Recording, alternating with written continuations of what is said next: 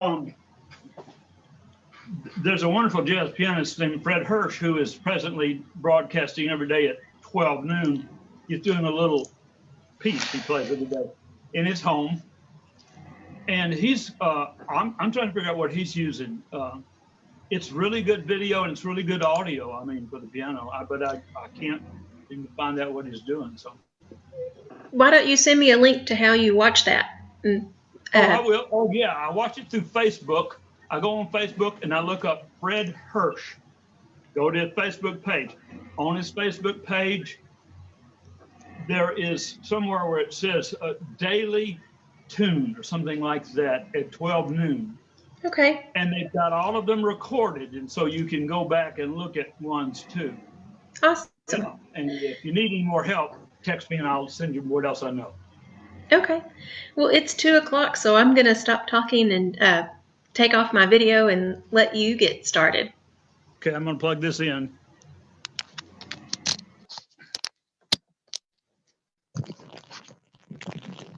Can you hear me now?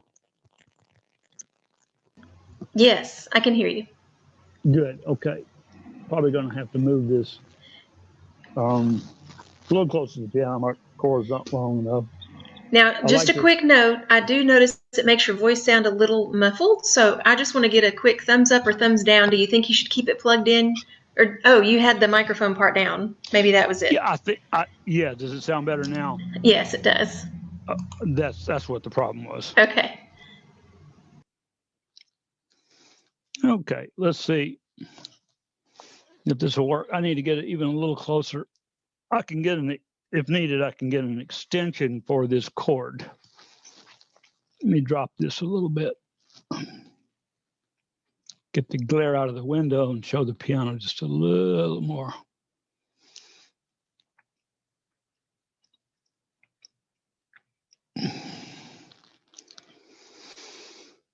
Almost there. I got to move a little closer.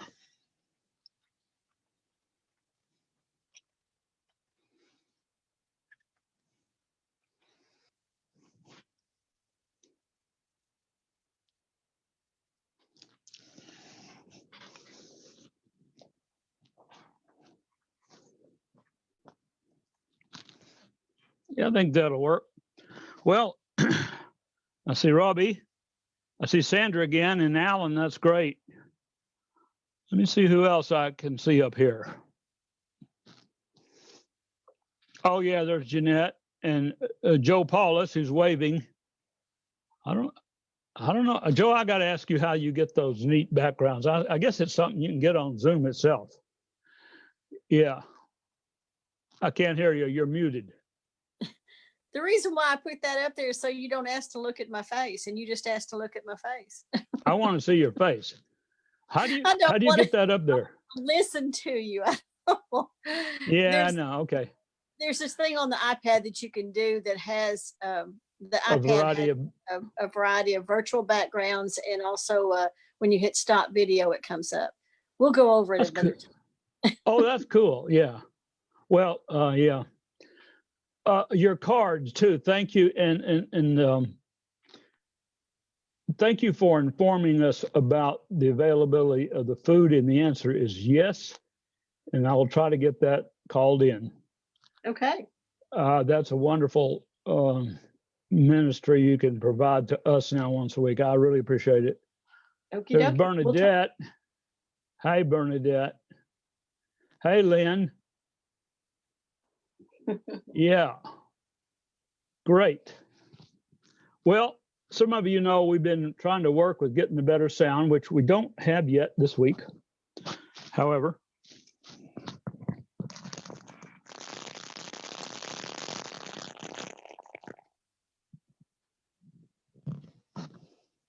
did some investigating, and a friend of mine, former colleague at UALR, that Jeanette knew had investigated this, and she hooked me up with him, Naoki Hakatani. He's a very fine pianist. He told me about a microphone different from this one because he's running it through his computer, but it's the same brand. And I called the store that sold it, and they recommended that for what I'm doing, I use this one. And if you want to, we better try it first before you ask me if it's any good. I'm still waiting for a cord. I have to have a special cord that'll run from the bottom of this and hook into that little 3mm input on the on my tablet. Or I could try it on my computer too. I'm going to do the tablet first. And hopefully this is going to really sound a lot better. We'll find out. I'm hoping that cord will come in this week. You know, the mail is real slow now because of their needing, of course, use all the mail delivery. First priority is to get to the medical community. Does anybody have any observations or questions or before we start from last week or anything? Hey, Cyril. Hey, Rena. Hi. Anybody have any observations, questions, or requests or anything? I mean, certainly you think about this some, I hope, during the week. And I know if it was me and I was out there listening to somebody play music that I kept coming back to, I would think of questions during the week or just things I'm curious about. Well, that's why I'm here. Raise your hand or just speak up. I'm looking. Yes, Jeanette. Yes. Hey, Tom. I was introduced just this week to a musician that I probably should have already known about, but I didn't. A guy named Don Ellis. Yeah. I'm sure you know about Don Ellis. And I know a little bit. I listened to some of his music from, I think this was from the 1970s. And right. A crazy wild keyboard player. I don't know who it was. I didn't make note of who it was, but I just wondered if you knew anything about the Don Ellis band and his keyboard player. It was brand new to me. So. All right. Well, I can check it out. Excuse me. On YouTube? Yes. Yeah. Don Ellis. Don Ellis, and it was his band from the 70s. Yeah. And I think the name of the piece that I listened to that it had just great trombone, great keyboard player, great everything. I think it was called Indian Lady or something like that. I can find it really quick here. Okay. It's I think you would love it. It's Indian Lady is the name of it, and it's on YouTube. It's the Don Ellis Orchestra from 1968, but it's got a lot of crazy polyrhythms. Love the instrumental. Right, he was one of the innovators with bringing in,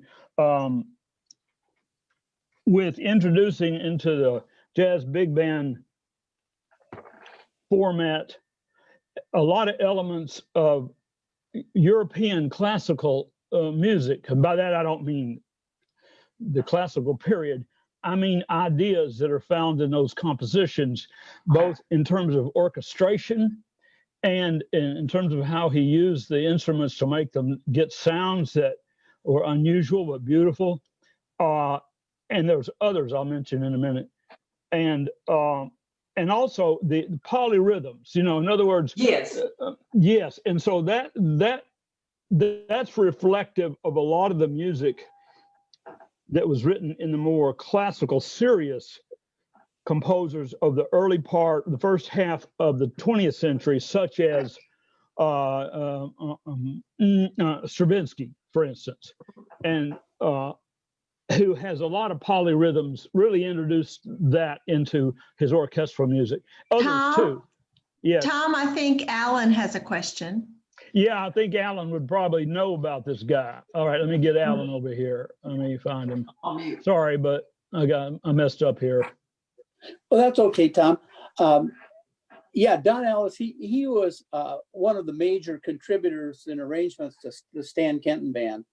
And in fact, that CD that I furnished you to look at, he had an arrangement on there that was very polyrhythmic and was just so fun and so cool. And Stan Kenton used to introduce him all the time by saying that if you want to know anything about Ellis and what he's doing and how these arrangements come together, he said, I'm going to give you his address. Don't call me, call him. Don't call me, call him. Yeah, I have listened to some of that you gave me. It's wonderful. I haven't gotten to that yet. I will. And with your permission, I would like to make copies of some of that. Sure. Okay. Absolutely. Great. Yeah, and then I'll get it back to you. Okay. Anybody else comments or go ahead? I was going to say Ellis has done a lot of work with Kenton, not just a piece here and there. He was a pretty consistent contributor. Yes. And that's the other person I was going to mention to you, Jeanette, is that Stan Kenton Band at that same time period was doing, I mean, really all these innovative things. And Alan is like a real big fan and well-versed in what Kenton was doing. So he would know about Ellis too more than I would, but I'll check that out. Some of the other great arrangers of that period that came on up too, maybe not in the rhythmic polyrhythm use in that, but in terms of their incredible orchestration and arrangements.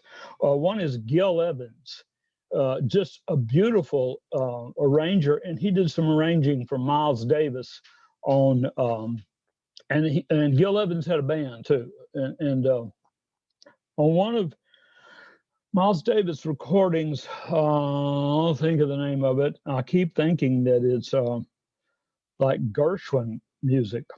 Gil Evans did the arrangement, beautiful, and everybody's playing is just gorgeous. I'll try to remember exactly what that is. So you could go on YouTube and listen to a lot of this stuff. These great arrangers and pianists too. Okay, I'm going to move on in. Today I decided we would look more at harmony. And we would go from looking at very simple harmony that's more from the tradition of popular music and folk music and maybe bluegrass music. By simple harmony, I mean chords that are just basic 3 notes, major and minor chords, with occasionally a 4th note added that we call the 7th chord. And we're going to start with a song that uses those. And for a while, it uses those in what became sort of predictable directions, how one chord would move to the other. But then the composers of this song also have a couple of places where it's just real interesting how they get to another key place for a moment. I'll play the music. Some of you will recognize the composers, but I won't tell you ahead of time. Just kind of have fun. And we'll start with that. It's a little beautiful, quiet little piece. And you listen to the harmony, but listen to how simple the melody is too, but beautiful. And the chords are simple and the melody's beautiful. And listen to how at first the chords, everything's slow. The chords move from one to the next. And then we get into a next section where we'll sit on a single chord for, 8 measures or something, with the melody moving over it. And listen for a counter melody that I'll play in the left hand after I play a little bit of a phrase of a melody in the right hand. There's a counter melody that comes in that's beautifully done. And this tune was written probably in the 70s. And it was it's very innovative for popular music at that time. In so many ways, it's simplicity, but it's beautiful use of secondary line and all kinds of stuff.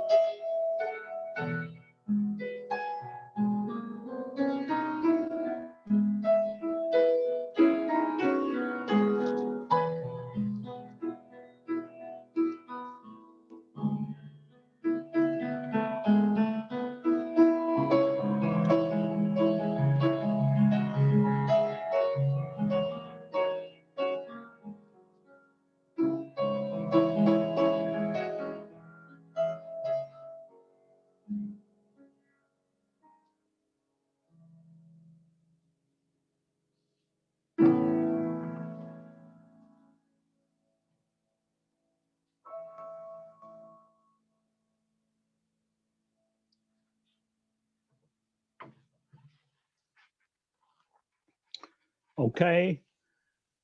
As always, my question is, tell me something you heard. Did you hear that the chords were really, in the beginning, the simple chord, a major chord? And then this happened. The bass, and it gives it forward motion. So you have, what's interesting here is the melody is it moves along with it.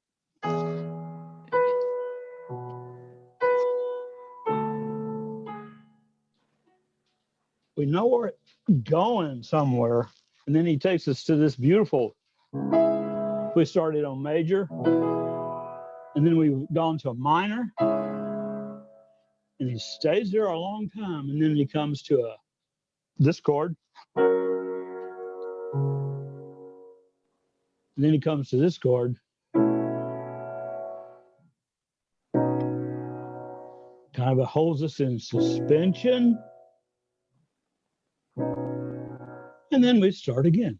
And then that ran through that whole harmonic cycle again, but then we went into a new part,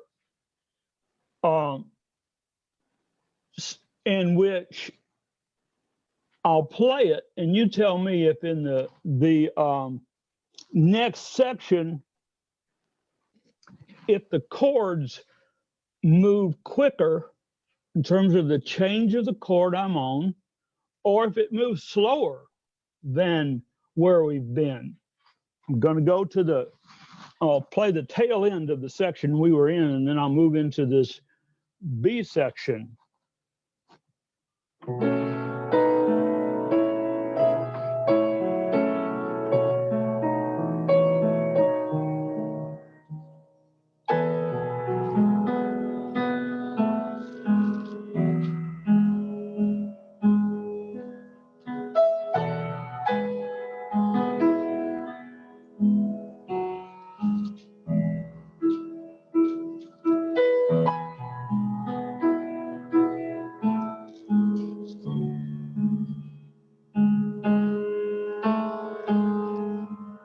Then a chord changes. What did you hear there for several measures in terms of what we would call the harmonic rhythm? That means the speed at which the harmonies are moving. Speak up. Don't be afraid. Just go for it. Slowly. Yeah. Slow in what sense? Is that you, Jeanette? Yeah. What did you hear? Yes, that the harmony didn't change very frequently. It changed it stays pretty static in the left hand. It stayed static, yes. But it's so interesting how the harmony stays static there, but yet the song just keeps carrying forward. So what's helping it carry? There's a couple of things that's helping it carry forward there. What's one of the things that you noticed? In the left hand, the kind of the arpeggiated, undulating thing. Yeah. Yes, I just kept the pulse going in the left hand by outlining that chord to some degree. Right. Listen to the melody there also, the major, the key. What's also interesting is about how the harmony just sits on this E chord for 8 bars. And it's really not the primary melody that's helping it move forward. The left hand, of course, me just keeping motion there, but there's something else going on. Your melody is just this.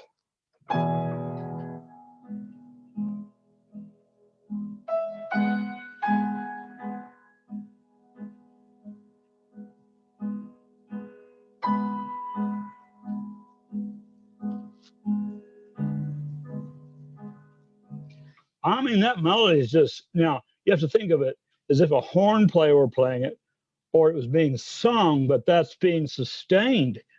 And so listen now to what the other thing is that goes on that helps this move forward, that gets added to it. So we'll start right here on this melody.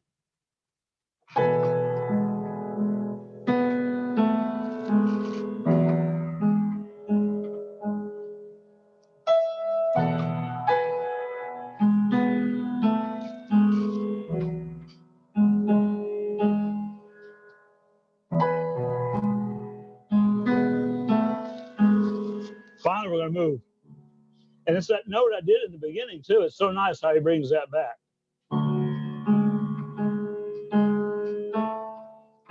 Now we're finally going to go to that next chord like at the beginning. And the melody's going to move again.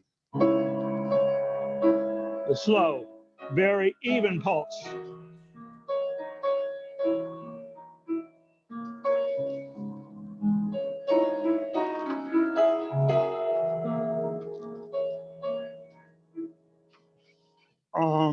So what's going on here?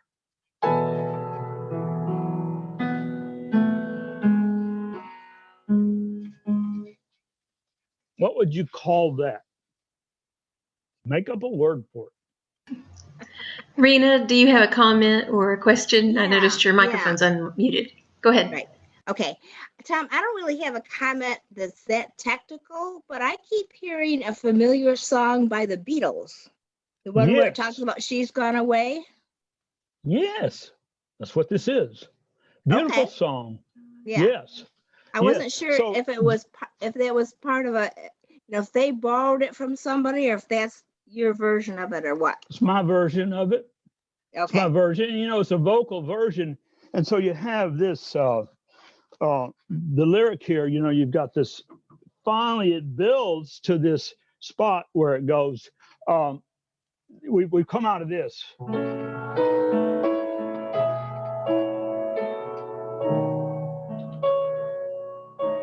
And then it moves on.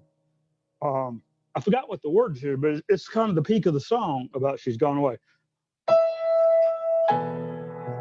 And then, if you remember on the song, there's it's Lennon and McCartney, and one of them then sings a secondary line here. And then the other one.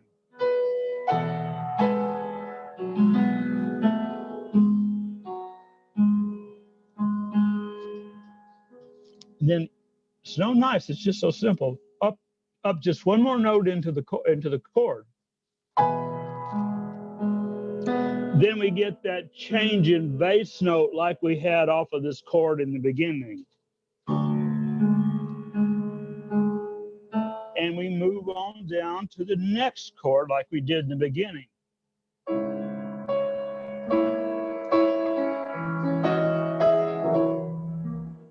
And then that phrase gets repeated.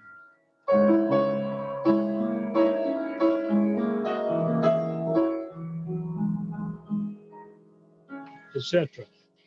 And then it repeats. Then at the end, they play this chord. Home base is here. At the end,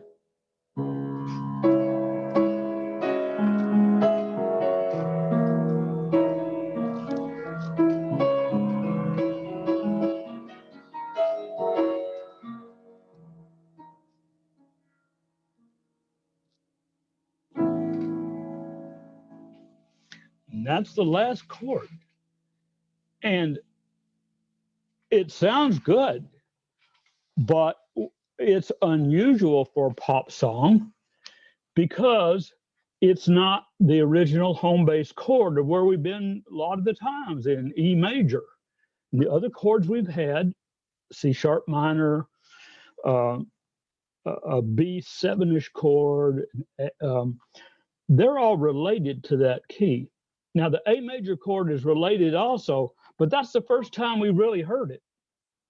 And it just creates this fresh ending that is perfect for the song because it kind of, if she's leaving,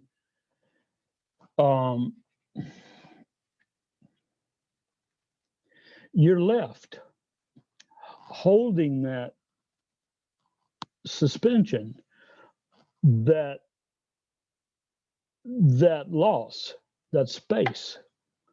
And I think they've just beautifully written. This is a beautiful song written simply, and they could do that. I have to tell you that when the Beatles became popular, I was in high school in the 60s. My brother really liked them. I was not into rock and roll at that time. And then the other groups came on, like the Byrds and stuff. And my brother put together a cover band, and they were real popular. And I just didn't like that because I was playing classical music and some jazz. I had a lot of people that liked what I was doing, but of course they got a lot more popularity in gigs. But I hated the music. But later on, as the Beatles, matured and got good managers and stuff. Yeah, you know that, Robbie. Their music just got better and better, and they got good producers too who had great ideas. George Martin. But those guys were. Yeah, go ahead, Robbie. Well, you're hitting on the point. George Martin helped them, move from just a popish band to do other things. But this song specific is in the Abbey Road. She's leaving home, bye-bye. And she's leaving home after living alone all these years. I mean, it's a great little thought piece. It really is. It's wonderful. I think it's one of those times. It's timeless. The message is, and the way they've composed it. It's not. I can't put it in the realm of rock music at all or anything. It's just it's a beautiful ballad. All right, I'm going to move on. Great. So we're talking about form. And so you see there was simple chords. And a lot of them just sit still for a while, but something makes them move forward, either a melody or a counter melody underneath there. Or my left hand had to kind of keep the motion going. Going to move on now to, let's see what else I'm going to do next. Oh, yeah, I'm going to play. How many of you ever remember a song and you learned it where you did it as a duo when you were a kid? And you played the person on the bottom played this.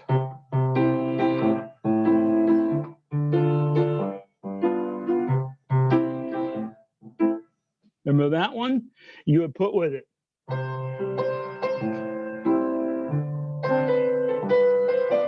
The person on the top would do.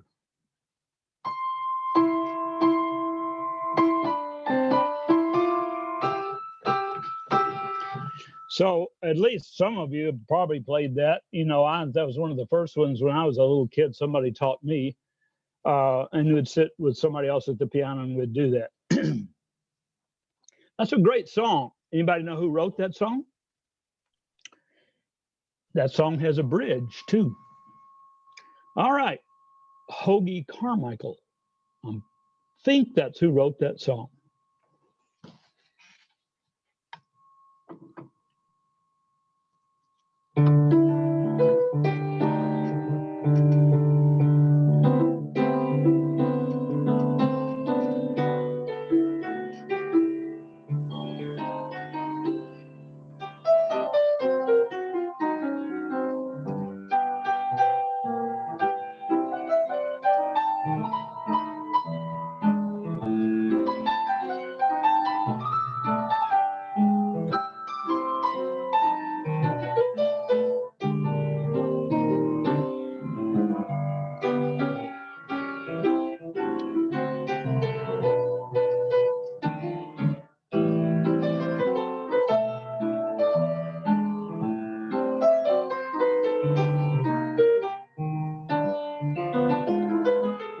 Here's the bridge.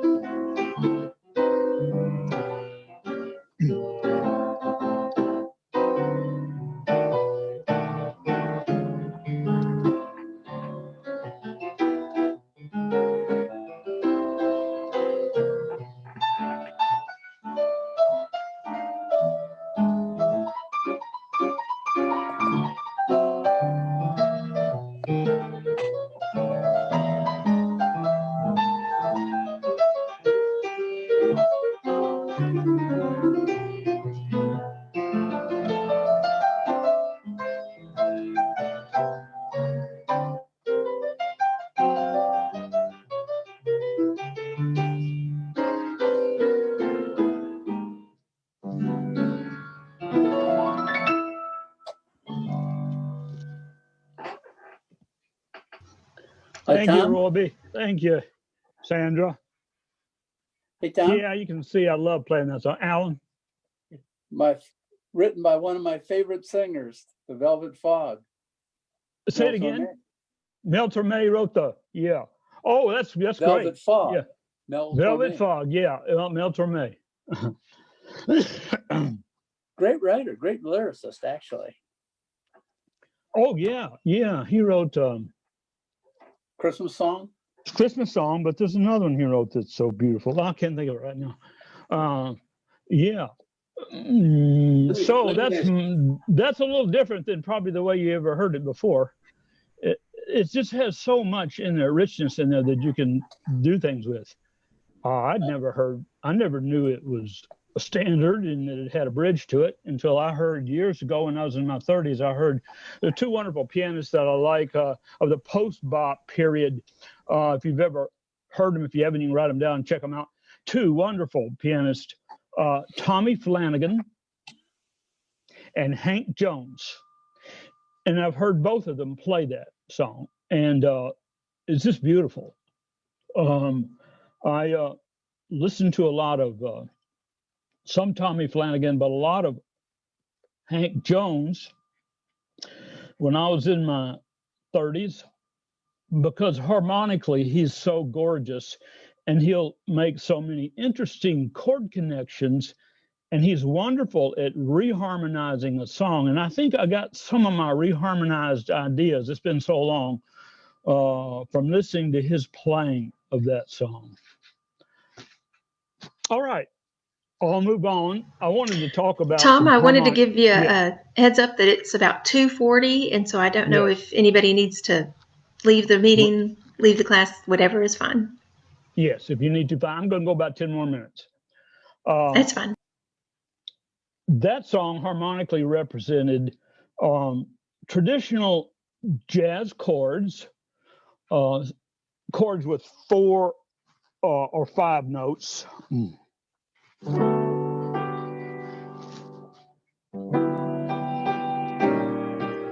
Much richer.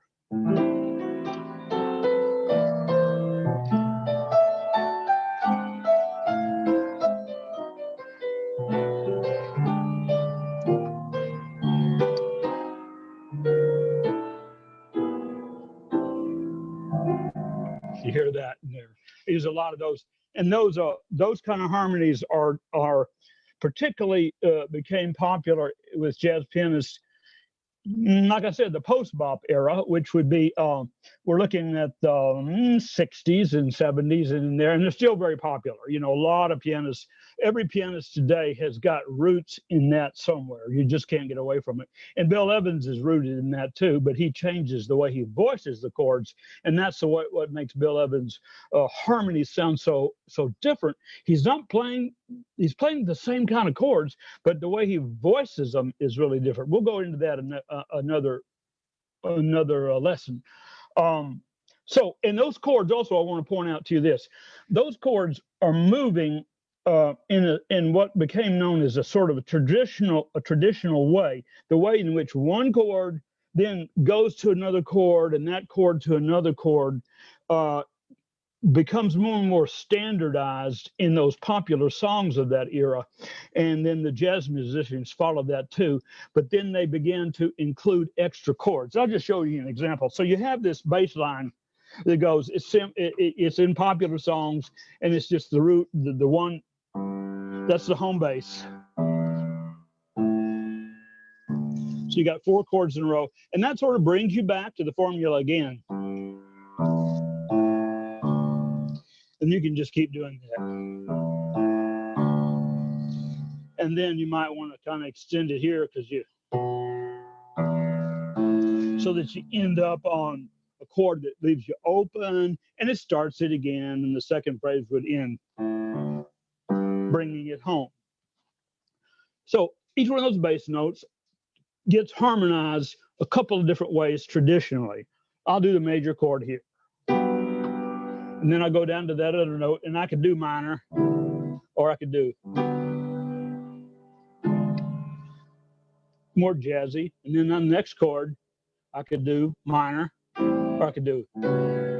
Or I could do, and then I come to this chord, which I can play a lot of ways.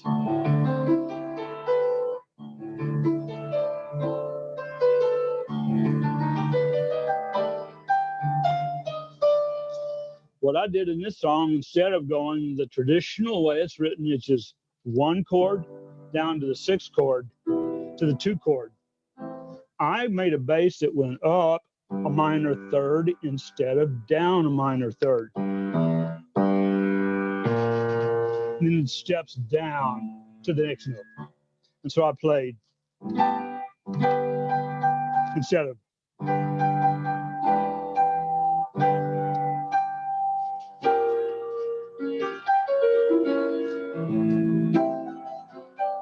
Instead of coming home here, I went to closely related chord. To leave it a little open, we got to move forward. And it would go there, but sometimes I did a passing chord between there.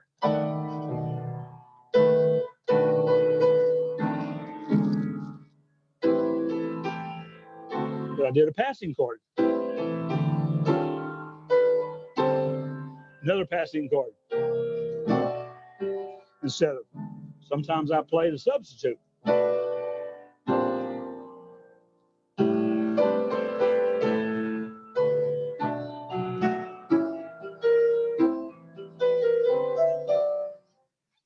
I'm big on taking transitional. I'm big on reharmonization. I love that a lot, and I picked up on that from listening to Hank Jones and Tommy Flanagan and a bunch of others like that. So when I play in that style, I'm very fond of those kind of reharmonizations. All right, moving on. The next tunes are another contrast. Now, what I want you to notice in this song is how in the beginning there's a bass pedal point. The bass note just stays the same, but the chords are very simple. They're triads, and they move across the top of that chord. And at times they fit right in with the chord. At other times they have a tension with the chord. And then I set it up with the harmony, and then I bring a melody in to fit with those chords. They got this drone bass. I hope I'm warmed up enough. This is a bit challenging because I wrote it for a trio. I've been practicing it, but I never know. And then it's going to suddenly move into a brand new section. And I want you to contrast the brand new section in this way. I've got some questions.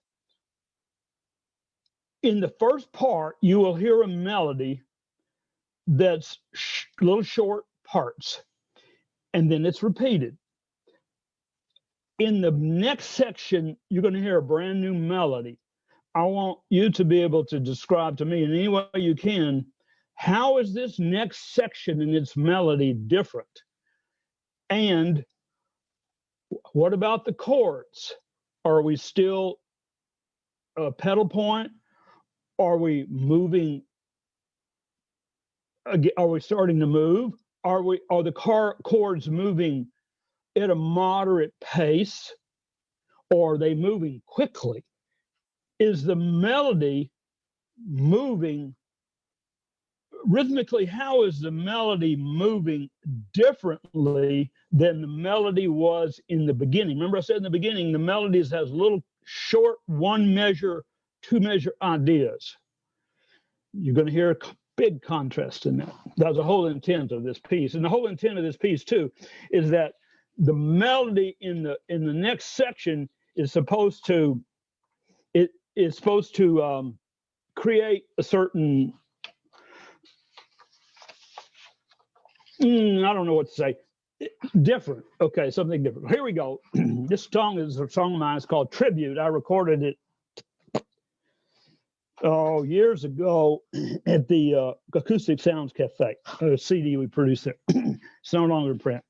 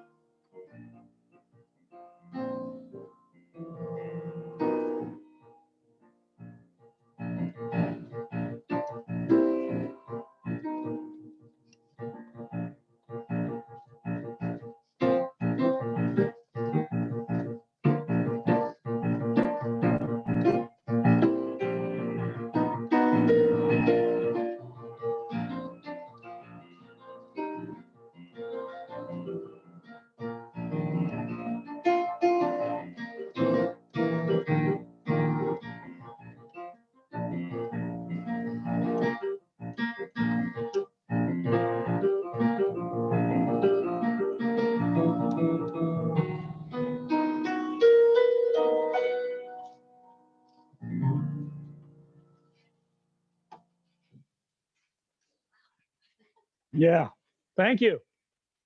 I need that. All right, just a few comments. I got a few more minutes, and you speak up. And so, what happened in that second section? Anything you notice? Harmonies, motion, melody, speed? What? I noticed that some of the main component of the song, the melody, went to the left hand, which I'm not used to. Yeah, really, in that second part, right? Yeah, I was really driving because I don't have a bass player. I really had to drive those harmonies along in the left hand, and so not only did I play a chord, but sometimes I'd play a little quick bass line to move us on as the melody in the right hand was syncopated with it too. So you had kind of chords in the left hand that also and they also played them like single lines a little time, like a bass player would fill in at the end of the thing as we move to the next chord. Yeah. What about the melody though in that second section as compared to the melody in the first part? Ralph said it was less chord dependent. Okay. Less chord dependent. Yeah. Maybe seemed to move in and out of the harmony in some way. What else? Was it, did you hear how much of it in that long melody, how much of it did you hear was a repeat of some of the ideas in the melody that had come in before? A lot, a little, very little, what?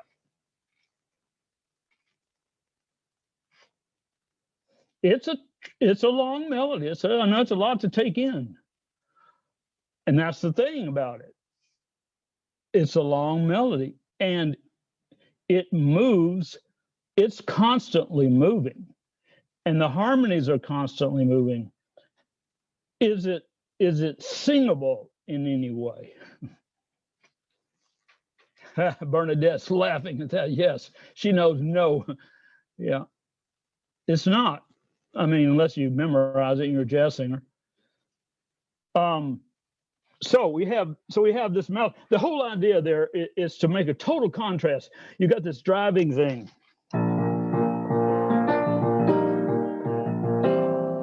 Tension chord, and then I resolve it.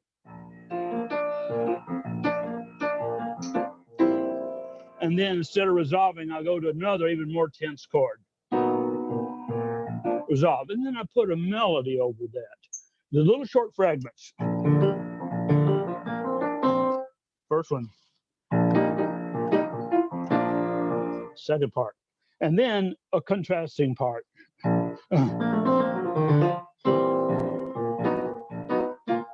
So the little end of that thing is similar to the end of the first little part too. And then I repeat that. So you hear it again.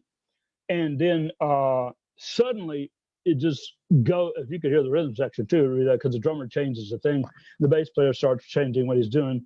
And we just move into these very fast moving. Listen to the bass.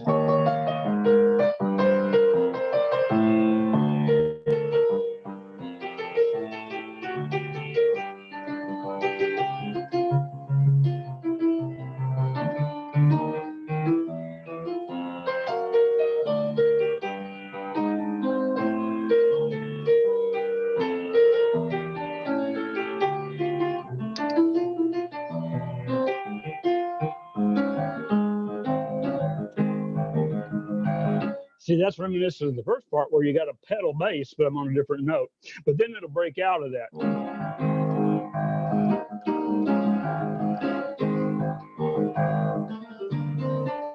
I'm kind of back into that. And then I bring back a little kind of a theme that I had here, just a little harmonic thing.